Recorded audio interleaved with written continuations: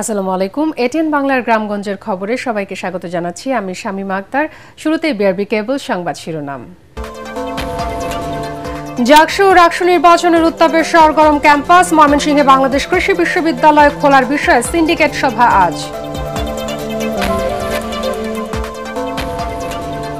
বান্দরবনের রুমায় কেএনএফ এর আস্তানায় সেনাবাহিনীর অভিযান। অস্ত্র, গোলাবারুদ, পোশাক সহ বিভিন্ন সরঞ্জাম উদ্ধার।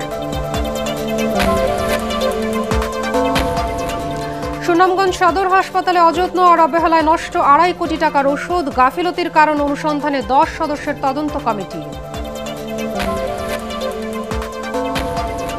এবং ভূমিদস্যুদের দখলের কবলে পড়ে হারাতে বসেছে দেশের তৃতীয় বৃহত্তম বনভূমি মধুপুর গড়। বিশেষ টাস্ক ফোর্সের অভিযানে রেকর্ড পরিমাণ বনভূমি উদ্ধার। শুনছিলেন বিআরবি কেবল সংবাদ শিরোনাম, এবার বিস্তারিত। জাহাঙ্গীরনগর বিশ্ববিদ্যালয়ের ক্যাম্পাসে এখন শুধুই নির্বাচনী উত্তাপ। ছাত্রছাত্রী, প্রার্থী, সমর্থক সবাই মেতে উঠেছেন প্রচারণায়। ছাত্রদল, ছাত্র শিবির, বামপন্থী জোট, স্বতন্ত্র প্রার্থী সবাই চাইছেন প্রার্থীদের সমর্থন। অন্যদিকে রাজশাহী বিশ্ববিদ্যালয়ে নবীনদের উচ্ছ্বাসে মুখর রাকসু নির্বাচন। প্রথম বর্ষের শিক্ষার্থীরা এবার প্রথমেই ভোটাধিকার পেয়েছেন। মনোনয়নপত্র বিতরণ শেষের পথে ভোট দেবেন প্রায় 29,000 শিক্ষার্থী। নির্বাচনী প্রস্তুতিও চলছে নিয়মতান্ত্রিকভাবে। জোরদার করা হয়েছে নিরাপত্তা ব্যবস্থা। সাভার এবং রাজশাহী প্রতিনিধির পাঠানো তথ্যচিত্রে আরও জানাচ্ছেন জাহিদুল আলম। জাহাঙ্গীরনগর বিশ্ববিদ্যালয় ছাত্র সংসদ নির্বাচনের হাওয়ায় উৎসব মুখর পুরো ক্যাম্পাস। প্রচারণায় তুঙ্গে ছাত্র রাজনীতি। চলছে ষষ্ঠ দিনের মতো গণসংযোগ। হল, সড়ক, এমনকি হোটেল রেস্তোরাঁতেও চলছে প্রাণবন্ত প্রচারণা। পুরুষদের পাশাপাশি নারীরাও সমানভাবে অংশ নিচ্ছেন প্রচারণায়।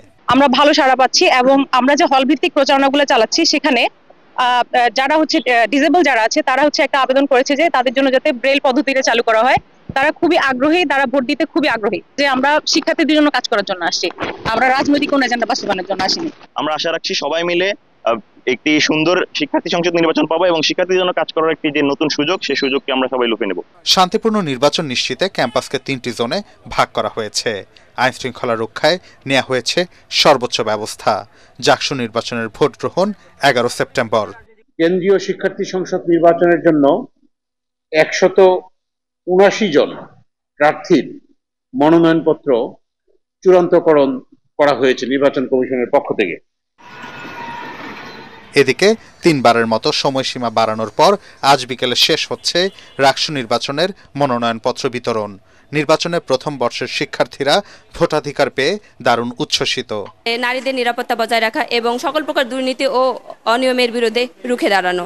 আর আমরা যখন এই কাজগুলো করব তখন অবশ্যই সাধারণ শিক্ষার্থী থেকে শুরু করে সবাই আমাদের পক্ষেই কাজ করবে। নেতার ক্ষেত্রে যেটা গুণাবলী থাকা দরকার আমি মনে করি, প্রথমে তাকে একজন ভালো শ্রোতা হতে হবে, কারণ ভালো শ্রোতা হতে না পারলে কখনোই সে একজন ভালো নেতা হতে পারবে না। যে আমি নতুন হিসেবেও আমি এই জায়গা থেকে শিক্ষার্থীদের জন্য অনেক করতে পারবো, তাদের আওয়াজ হিসেবে কাজ করতে পারবো। সেই জায়গা থেকে আমি এখানে আসলাম আর কি, প্রার্থী হিসেবে দাঁড়াতে আসছি এবং আমি সকলের দোয়া কামনা করছি। 25 সেপ্টেম্বর অনুষ্ঠিত হবে রাকসু নির্বাচনের ভোট গ্রহণ। নবীনদের অন্তর্ভুক্তির পর মোট ভোটারের সংখ্যা দাঁড়িয়েছে প্রায় 29,000। সব মিলিয়ে একটি নতুন মাত্রা সংযোজিত হয়েছে। এটি আনন্দঘন পরিবেশে আমাদের মাঝে নির্বাচনের যে নতুন আমাদের একটা পরিবেশ তৈরি হয়েছে, এর মধ্য দিয়ে রাকসুকে আরো সুন্দর, আরো বেশি অংশগ্রহণমূলক, আরো বেশি সৌন্দর্যমণ্ডিত করার ক্ষেত্রে এই ফার্স্ট ইয়ারের অন্তর্ভুক্তি কাজ করবে বলে আমরা দৃঢ়ভাবে বিশ্বাস করি। বিশ্ববিদ্যালয়ের নতুন নেতৃত্ব নিয়ে 2 ক্যাম্পাসে নির্বাচনী আমেজ। নতুন প্রত্যাশার এই নির্বাচন শুধু ক্যাম্পাসের ভোট নয়, দেশের ভবিষ্যৎ নেতৃত্ব গড়ে ওঠার প্রস্তুতি। জাহিদুল আলম, এটিএন বাংলা। ময়মনসিংহে অবস্থিত বাংলাদেশ কৃষি বিশ্ববিদ্যালয় ও হল খোলার বিষয়ে সিন্ডিকেটের জরুরি সভা আজ অনুষ্ঠিত হবে। বিশ্ববিদ্যালয়ের ছাত্র বিষয়ক উপদেষ্টা প্রফেসর ডক্টর শহীদুল হক কথা জানান। এর আগে গতরাতে বাংলাদেশ কৃষি বিশ্ববিদ্যালয়ের উদ্ধত পরিস্থিতি নিয়ে আন্দোলনরত শিক্ষার্থী ও বিশ্ববিদ্যালয়ের শিক্ষার্থীদের মধ্যে দীর্ঘ সময় আলোচনা হয়। আলোচনায় শিক্ষকরা দাবি মেনে নেয় সকল কর্মসূচি প্রত্যাহার করে শিক্ষার্থীরা। কম্বাইন্ড ডিগ্রি প্রদানের দাবিতে দীর্ঘদিন ধরে আন্দোলন করে আসছে বিশ্ববিদ্যালয় 2টি অনুষদের শিক্ষার্থীরা। এ বিষয়ে 31 আগস্ট রাতে শিল্পাচার্য জয়নুল আবেদিন মিলনায়তনে একাডেমিক কাউন্সিল চলাকালে উপাচার্য সহ 2 শতাধিক শিক্ষককে অবরুদ্ধ করে রাখে আন্দোলনকারীরা। এরপর বিশ্ববিদ্যালয় অনির্দিষ্টকালের জন্য বন্ধ ঘোষণা করা হয়। শিক্ষার্থীদের সঙ্গে স্থানীয় গ্রামবাসীর সংঘর্ষের ঘটনায় এ পর্যন্ত 8 জন গ্রেফতার করেছে পুলিশ।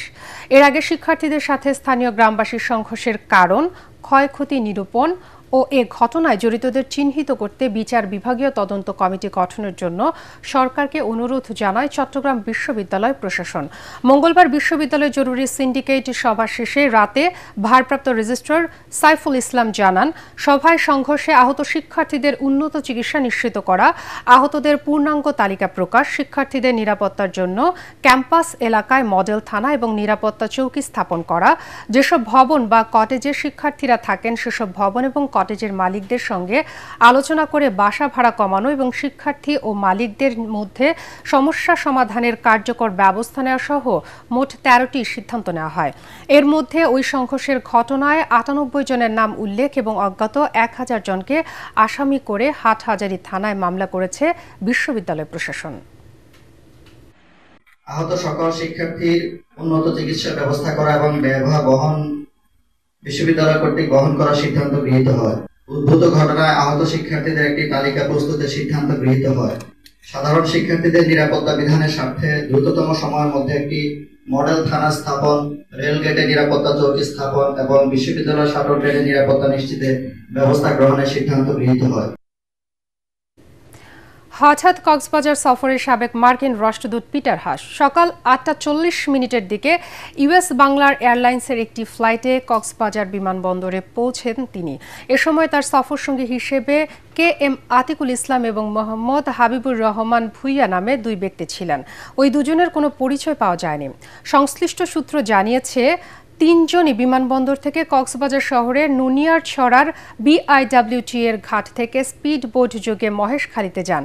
সেখানে পৌঁছার পর তারা কুতুবজুম ইউনিয়নে হোপ ফাউন্ডেশন এবং অ্যাক্সিলারেটর এনার্জি কর্তৃক নির্মিত অ্যাক্সিলারেটর হোপ হাসপাতাল পরিদর্শন করেন। আজই কক্সবাজার ত্যাগ করার কথা রয়েছে তাদের।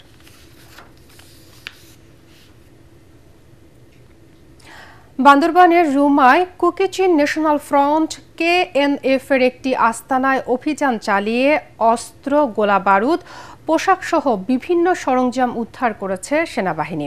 সকালে উদ্ধারকৃত সরঞ্জামগুলো রুমা ব্যাটালিয়ন সদরে নিয়ে আসা হয়। ISPR এক বিজ্ঞপ্তিতে জানায়, মিয়ানমার সীমান্ত সংলগ্ন রেমাক্রি প্রাংশা ইউনিয়নের দুর্গম রেদ তরাং রেঞ্জ এলাকায় KNF এর গোপন আস্তানার খবর পেয়ে সাঁড়াশি অভিযান চালায় সেনাবাহিনী।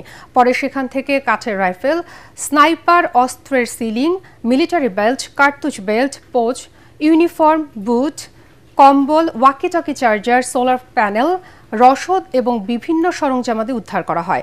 সন্ত্রাসী তৎপরতা দমন এবং KNF এর সন্ত্রাসীদের ধরতে মাসব্যাপী অভিযান চালাচ্ছে সেনাবাহিনী। ভোলার চরফ্যাশনে স্ত্রী ও শিশুপুত্রকে হত্যার দায়ে মাহবুব আলম নামের এক ব্যক্তি এবং তার ভাই ইব্রাহিমকে আমৃত্যু কারাদণ্ড দিয়েছে আদালত। একই সাথে তাদের প্রত্যেককে 20,000 টাকা করে জরিমানা করা হয়। ভোলার চরফ্যাশনের অতিরিক্ত দায়রা জজ আদালতের বিচারক শওকত হোসাইন এ রায় দেয়। মামলার বিবরণে জানা যায়, 2018 সালে চরফ্যাশনের উপজেলার আফজাল গ্রামের জমির বিরোধ নিয়ে প্রতিপক্ষকে ফাঁসাতে স্ত্রী এবং শিশুপুত্রকে হত্যা করে স্বামী ও দেবর। পরে পুলিশ আসামিদের গ্রেফতার করলে আসামিরা হত্যার দায় স্বীকার করে জবানবন্দি দেয়। শ্রমিকদের সাথে আইন শৃঙ্খলা বাহিনীর সংঘর্ষের পর নীলফামারীর উত্তরা ইপিজেডে এখন শুনশান নীরবতা। প্রতিদিন ভোর থেকে শ্রমিকদের পদচারণায় মুখরিত থাকলেও বর্তমানে একেবারেই ফাঁকা ইপিজেড এলাকা। যে কোনো ধরনের অপ্রীতিকর ঘটনা এড়াতে মোতায়েন রয়েছে বিপুল সংখ্যক আইন শৃঙ্খলা বাহিনীর সদস্য। কারখানায় ছুটি ঘোষণা করাকে কেন্দ্র করে মঙ্গলবার সকালে পুলিশ, সেনাবাহিনী ও ইপিজেডের নিরাপত্তা বাহিনীর সদস্যদের সাথে শ্রমিকদের সংঘর্ষ হয়। এতে 8 শ্রমিক গুলিবিদ্ধ হন এবং একজনের মৃত্যু হয়। কর্তৃপক্ষের গাফিলতির কারণে নষ্ট হয়ে গেছে সুনামগঞ্জ সদর হাসপাতালের 2.5 কোটি টাকার ওষুধ। এ ঘটনায় 10 সদস্যের তদন্ত কমিটি গঠন করেছে হাসপাতাল কর্তৃপক্ষ।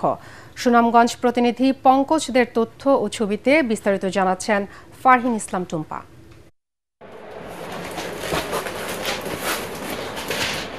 হাসপাতালের বিনামূল্যে বিতরণের ওষুধ রোগীদের না দিয়ে গুদামে ফেলে রেখে মেয়াদ উত্তীর্ণ করার অভিযোগ উঠেছে সুনামগঞ্জ সদর হাসপাতাল কর্তৃপক্ষের বিরুদ্ধে। জানা গেছে, হাসপাতালের স্টোরে থাকা 2,40,00,000 টাকার ওষুধ অনেক আগেই মেয়াদ পেরিয়ে গেছে। হাসপাতালের স্টোররুম সহ বিভিন্ন কক্ষ থেকে উদ্ধার করা হয়েছে এসব মেয়াদ উত্তীর্ণ ওষুধ। এমনকি স্টোরের লেজারেও নেই নষ্ট হওয়া ওষুধের হিসাব। এ বিষয়ে হাসপাতাল কর্তৃপক্ষ তদন্ত শুরু করলে ঘটনা জানাজানি হয়। কিছু দিবা হাসপাতাল আর দিদা বাইরে থেকে কিনে নিতাম করতে নাই। তিনটা কত লাগছে? তিনটা 100 টাকা করেছে। না হাসপাতালে দেয় না? না, আমরা চাইছিলাম যে স্যালাইন নিয়ে কেন আছে, তারা বলছে না এটা কিনে আনতে হবে। এত রোগী আসার পরও কেন কোটি টাকার সেই ঔষধ এক্সপায়ার হলো? কর্তৃপক্ষের দায়িত্বে অবহেলার খবর প্রকাশ্যে আসার পর এখন কেউ এর দায় নিতে চাইছে না। জানা যায়, হাসপাতালের স্টোরের দায়িত্বে রয়েছেন 7 জন। তাদের একজন রাজন দে জানান, স্টোরের তত্ত্বাবধানের দায়িত্ব তার নয়। অফিস তত্ত্বাবধায়ক স্যারকে ইনফর্ম করা আছে, উনি ব্যবস্থা নেবে। আমার কাছে আসলে জাস্ট মালামাল দিয়ে গেছে, ওই রাখছে। অন্যদিকে যিনি প্রকৃত স্টোর কিপার সেই রূপম কুমার দাসকে অজানা কারণে দায়িত্ব হস্তান্তর করা হচ্ছে না। স্টোর কিপার আমি, পদে স্টোর কিপার, কিন্তু কাজে স্টোর কিপার না আমি তো দায়িত্ব পাইনি। দায়িত্ব না থাকলে তো আমি বলতে পারবো না কোথায় কি আছে। কিভাবে ওষুধ নষ্ট হলো তা তদন্তে কমিটি করার কথা জানালেন হাসপাতালের ভারপ্রাপ্ত তত্ত্বাবধায়ক। গতকালকে আমাদের ভারপ্রাপ্ত তত্ত্বাবধায়ক ডক্টর সুমন ফটিক স্যারের কাছ থেকে আমি অবগত হয়েছি, তবে এই বিষয়ে আমার আসলে বিস্তারিত তেমন তথ্য কোনো জানা নেই। এদিকে সম্প্রতি বদলি হয়ে যাওয়ায় এখন দায় এড়াচ্ছেন হাসপাতালের সাবেক তত্ত্বাবধায়ক ডাক্তার মাহবুবুর রহমান। চলে আসছে ভবিষ্যৎ কিভাবে চলে সেটা আমার চিন্তা ভাবনা না। আমি যখন ছিলাম আমার চিন্তা আমি করছি আর যেন সুষ্ঠু ব্যবস্থাপনা হয় আর কি। অসহায় রোগীদের ওষুধ না দিয়ে যারা নষ্ট করেছে তাদের দৃষ্টান্তমূলক শাস্তির দাবি সুনামগঞ্জবাসীর। Bureau report, ATN Bangla. আগস্ট মাসে নিউমোরিং কন্টেইনার টার্মিনাল এনসিটিতে 1,22,517 একক কন্টেইনার হ্যান্ডেলিং করে রেকর্ড করেছে চট্টগ্রাম বন্দর। চট্টগ্রাম বন্দরের এনসিটিতে আয়োজিত এক সংবাদ সম্মেলনে একথা জানান এনসিটির chief operating officer captain Zahid Hossain. এ সময় তিনি বলেন, গত বছর আগস্টে এই টার্মিনালে কন্টেইনার হ্যান্ডেলিং হয়েছিল 96,000। সেই হিসেবে গত বছরের আগস্টের তুলনায় কন্টেইনার হ্যান্ডেলিং 27.5% বেশি বৃদ্ধি পেয়েছে। কন্টেইনার হ্যান্ডেলিংয়ের প্রতিষ্ঠানটি আগস্ট মাসে পরপর 2টি মাইল ফলক অর্জন করে। গেল 31শে আগস্ট এনসিটিতে একদিনে 5,061 একক কন্টেইনার হ্যান্ডেলিং করে নতুন রেকর্ড করে সিডিডিএল। তিনি আশা করেন আগামী 6 মাসের মধ্যে চট্টগ্রাম বন্দরের বার্ষিক কন্টেইনার হ্যান্ডেলিং সক্ষমতা 3.5 মিলিয়নে উন্নীত হবে। জাহাজ হ্যান্ডেলিং সক্ষমতা বৃদ্ধি পেয়েছে, ফলে বহির্নোঙরে জাহাজের ওয়েটিং টাইম উল্লেখযোগ্যভাবে হ্রাস পেয়েছে। অপেক্ষমান জাহাজ এখন শূন্যের কোটায় নেমে এসেছে। পাশাপাশি আমরা এনসিটির ট্রেন প্রোডাক্টিভিটি বাড়াতেও সক্ষম হয়েছি। কন্টেনার ডুয়েল টাইম উল্লেখযোগ্যভাবে কমিয়েছি এবং ইয়ার্ডের সক্ষমতা এমটি কন্টেনার অপসারণের মাধ্যমে বৃদ্ধি করেছি। নাটোর পৌরসভার 2 নম্বর ওয়ার্ডের বিভিন্ন মহল্লায় ডায়রিয়ার প্রাদুর্ভাব দেখা দিয়েছে। এতে অন্তত 1/2 ব্যক্তি আক্রান্ত হয়েছেন। তাদের মধ্যে শিশু এবং বয়স্কদের সংখ্যাই বেশি। আক্রান্তরা জানান, গত মধ্যরাত থেকে হঠাৎ করে পৌর এলাকায় ঝাউতলা, কাঁঠালবাড়িয়া, চৌকির পাড়, ডুমপাড়া এবং উলুপুর মহল্লার কিছু মানুষের পাতলা পায়খানা এবং বমি শুরু হয়। এরপর একের পর এক ডায়রিয়া আক্রান্ত রোগী ভর্তি হয় সদর হাসপাতালে। পৌরসভা সরবরাহ করা পানি পান করে এমনটি হয়ে থাকতে পারে বলে ধারণা করা হচ্ছে। ভূমিদস্যুদের নির্বিচার দখলের কবলে পড়ে হারিয়ে যেতে বসেছে দেশের 3য় বৃহত্তম বনভূমি মধুপুর গড়। সব সরকারের আমলেই ক্ষমতাসীনদের ছত্র ছায়ায় চলেছে এই বন দখলের মহা উৎসব। মোট বনভূমির প্রায় অর্ধেকই চলে গেছে দখলদারদের কবলে। সম্প্রতি বিশেষ টাস্ক ফোর্সের অভিযানে রেকর্ড পরিমাণ বনভূমি উদ্ধার করেছে বন বিভাগ। টাঙ্গাইল প্রতিনিধি নাসির উদ্দিনের রিপোর্ট, জানাচ্ছেন আশিকুর রহমান। টাঙ্গাইলের মধুপুর গড় সহ 9টি রেঞ্জের 34টি বিটে বনভূমির মোট আয়তন 1,22,877 একর। স্বাধীনতার পর থেকে ধীরে ধীরে দখল হয়ে যায় প্রায় 52,000 একর বন। সবচেয়ে বেশি দখল হয় সখীপুর উপজেলায়। প্রভাবশালী ভূমিদস্যুদের দখলে থাকা বনভূমি উদ্ধারে গঠন করা হয় বিশেষ টাস্কফোর্স। এ বছরই উদ্ধার করা হয়েছে 500 একরের বেশি বনভূমি। তবে বনকর্মীদের কঠোর অবস্থানের কারণে শেষ পর্যন্ত দখলমুক্ত হয়েছে অনেক বনভূমি। জমিটা বনায়ন করব নতুন, পরে আমরা ইচ্ছাকৃতভাবে ছেড়ে দিছি। এই জায়গাটা আমাদের ছিল, বন বিভাগ জায়গাটা নিয়ে নিছে, আমরা স্বেচ্ছায় তাদেরকে হস্তান্তর করছি। এমনকি এই জায়গাটা বর্তমানে আমাদের লিসে আমাদের থাকবে আর কি, আমাদের পার্টিসিপেন্ট থাকবে। আমরা সুবিধা সরকারও বুক করব, আমরাও বুক করব। জমিটা আমাদের এই হতিয়া রেঞ্জ কর্মকর্তা আমাদের সহযোগিতা চায়, আমরা তার সহযোগিতা করি, সহযোগিতার হিসাবে এখানে বনায়ন করতে সে সক্ষম হয়। মধুপুর গড়কে আগের অবস্থায় ফিরিয়ে আনতে কাজ করছে টাঙ্গাইল বন বিভাগ। 199 হেক্টর এলাকা আমাদের বনভূমি জবরদখল মুক্ত করেছি। এই যে জবরদখল মুক্ত করার যে অভিযান, সেটা কিন্তু আমাদের অব্যাহত থাকবে। আমরা হতেয়া রেঞ্জ, বহেরাতুলি রেঞ্জ, বাঁশতৈল রেঞ্জ এবং আমাদের যে ঘাটাইল রেঞ্জ, যে ধলাপাড়া রেঞ্জ আছে, এই 4টি রেঞ্জেই আমাদের এই জবরদখল উচ্ছেদ অভিযান অব্যাহত থাকবে। প্রাণ প্রকৃতি ফিরিয়ে আনতে মধুপুর গড়সহ আশপাশের জবরদখল হওয়া বনভূমি উদ্ধারের কোনো বিকল্প নেই, এমনটাই মনে করছেন পরিবেশবিদরা। Bureau report, ATN Bangla. জুলাই যোদ্ধাদের আত্মকর্মসংস্থানের লক্ষ্যে রংপুরে শুরু হয়েছে আইসিটি প্রশিক্ষণ। সকালে কম্পিউটার কাউন্সিল রংপুর আঞ্চলিক কার্যালয়ে প্রশিক্ষণ কোর্সের ভার্চুয়ালি উদ্বোধন করেন ডাক, টেলিযোগাযোগ এবং তথ্য প্রযুক্তি মন্ত্রণালয় বিষয়ক প্রধান উপদেষ্টার বিশেষ সহকারী ফয়েজ আহমদ তৈয়ব। অন্যান্যের মধ্যে বক্তব্য রাখেন ডিজিটাল সরকার এবং অর্থনীতির শক্তিশালীকরণ প্রকল্পের প্রকল্প পরিচালক ডক্টর তৈবুর রহমান। 24শে জুলাই যোদ্ধারা যাতে আত্মকর্মসংস্থান করতে পারেন, সেজন্য তাদের সহায়তা করাই এই প্রশিক্ষণ কর্মসূচির লক্ষ্য বলে জানিয়েছেন আয়োজকরা। 7 দিনব্যাপী প্রশিক্ষণ কোর্সের রংপুর বিভাগের 49 জন জুলাই যোদ্ধা অংশ নিচ্ছেন।